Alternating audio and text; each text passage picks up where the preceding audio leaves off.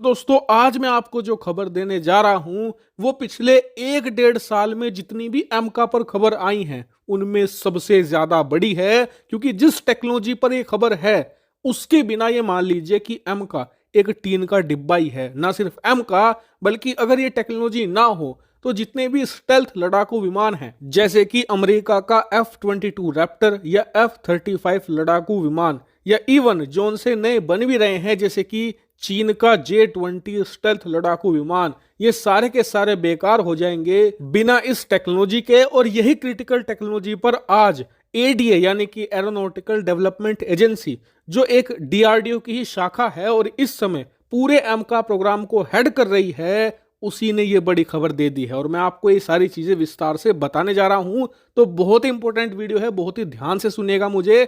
लेकिन उससे पहले आप में से जिन लोगों ने चैनल को सब्सक्राइब नहीं किया है तो प्लीज सब्सक्राइब जरूर कीजिएगा। चलिए वीडियो की शुरुआत करते हैं। तो दोस्तों, जितने भी दुनिया में स्टेल्थ लड़ाकू विमान बन चुके हैं या फिर बन रहे हैं, उन्हें स्टेल्थ बनाने में दो चीजों का सबसे बड़ा रोल होता है, इनके बिना वो स्टेल्थ नहीं हो सकते। सबसे पहले होती है रडार अब्जॉर्बिंग स्टेल्थ कोटिंग, जो लड़ाकू विमान के बाहरी तरफ लगाई जाती है। और इसका काम होता है कि जमीन पर जो डिफेंस सिस्टम है, जो लड़ाकू विमानों को पकड़ने के लिए रडार वेव छोड़ते हैं, उन्हें अब्जॉर्ब कर लेना और लड़ाकू विमान को रडार पर ना दिखने देना, जिससे कि वो स्टेल्थ बना रहे। लेकिन एक और बहुत खास चीज होती है जिसके बिना स्टेल्थ लड़ाकू विमान दुश्मन पर हमला नहीं कर सकते, और इसे कहा जाता है इंटरनल वेपन बे। और इसका काम बहुत ही यूनिक होता है। दरअसल जो लड़ाकू विमान होते हैं वो किसी भी मिसाइल को बाहरी तरफ लटका कर ले जाते हैं अपने विंग पर और अपनी बैली पर। स्क्रीन पर आप देख सकते हैं कुछ इस तरीके से। लेकिन स्टेल्थ लड़ाकू विमान मिसाइलों को इस तरीके से लटका कर नहीं ले जा सकते, क्योंकि इससे रडार का रिफ्लेक्शन होता है, जो पूरे लड़ाकू विमान का रडार क्रॉस सेक्शन है वो बहुत ही ज्यादा बढ़ जाता है, जिससे कि स्टेल्थनेस पूरी तरीके से खत्म हो जाती है और कोई भी नॉर्मल सा रडार भी लड़ाकू विमान को पकड़ सकता है। इसी चीज से बचने के लिए बनाई जाती है इंटरनल वेपन बे। जैसा कि आप स्क्रीन पर देख सकते हैं, ये किसी भी लड़ाकू विमान में एक अलमारी की तरह होता है। जैसे कि एक अलमारी में आप कपड़े रखकर उसे बाहर से बंद कर देते हैं, ठीक उसी तरीके से लड़ाकू विमान की जो बैली होती है वहां पर इसे बनाया जाता है। इसमें आप मिसाइलें रख दो और फिर बाहर से ये पूरी तरीके से बंद हो जाता है। स्क्रीन पर आप दोबारा देखिए, बंद होने के बाद इंटरनल वेपन बे कुछ ऐसा होता है और इसके जो बाहरी डोर्स होते हैं ना, उनके ऊपर स्टेल्थ कोटिंग होती है, जिससे कि रडार का रिफ्लेक्शन नहीं हो पाता और कोई भी डिफेंस सिस्टम लड़ाकू विमान को नहीं पकड़ पाता।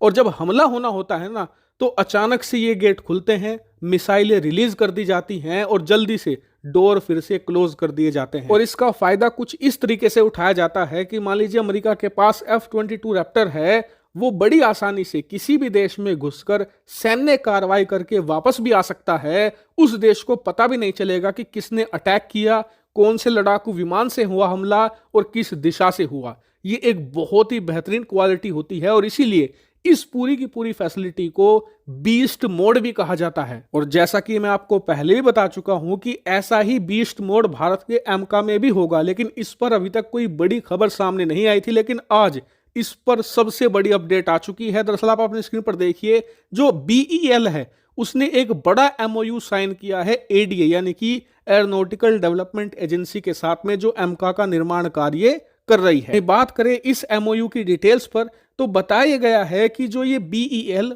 और एडीए ने एमओयू किया है, इसके तहत दोनों पार्टीज मिलकर काम करेगी डिजाइन, डेवलपमेंट, क्वालिफिकेशन और प्रोडक्शन पर एमका के इंटरनल वेपन बे के लिए।